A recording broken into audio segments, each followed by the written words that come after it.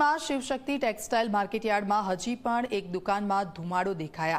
સંપૂર્ણપણે આગ પર કાબુ મેળવ્યા બાદ પણ ધુમાડો દેખાતા ફાયર વિભાગે કામગીરી કરી છે। ત્રીજા માળે એક દુકાનમાં લાકડાથી નીકળતા હતા ધુમાડા। સિક્યુરિટીએ ફાયર વિભાગને જાણ કરી હતી। હાલ થોડો પાણીનો મારો ચલાવીને આગને કાબૂમાં લેવામાં આવી છે।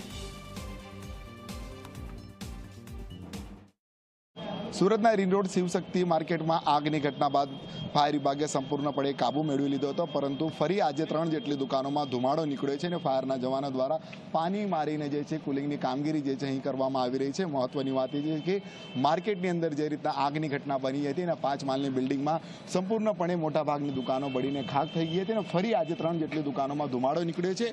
व्यापारी छे, अभी की क्या स्थिति है? अभी तो व्यापारी बाहर खड़े हैं सब अभिषेक के सामने वाले मार्केट के पास। अंदर कोई जाने नहीं दे रहे हैं।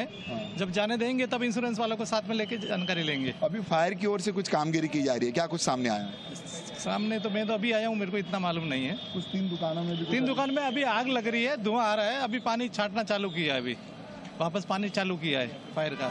बिल्कुल જોઈ શકાય છે કે જે રીતના રિંગ રોડની જે ટેક્સટાઇલ માર્કેટ પાસે આવેલ જે શિવશક્તિ માર્કેટ છે, જે રીતના મંગળવારે આગની ઘટના બની હતી ને તે વખતે પણ ફાયર વિભાગે કાબુ મેળવી લીધો હતો અને ફરી જે રીતના બુધવારે લાગેલી આગ સતત 3 દિવસ જે છે આખી બિલ્ડિંગ જે છે સળગી હતી ને કરોડો રૂપિયાનો માલ સામાન બળીને ખાક થઈ ગયો હતો અને ફાયર વિભાગે કાબુ પણ મેળવી લીધો હતો। પરંતુ ફરી આજે ત્રીજા ફ્લોર પર 3 જેટલી દુકાનોમાં ધુમાડો નીકળતા ફાયર વિભાગ દ્વારા જે છે હાલ તો પાણીનો મારો ચલાવવામાં આવી રહ્યો છે। પ્રશાંત ડિવેરેજી, मीडिया, सूरत।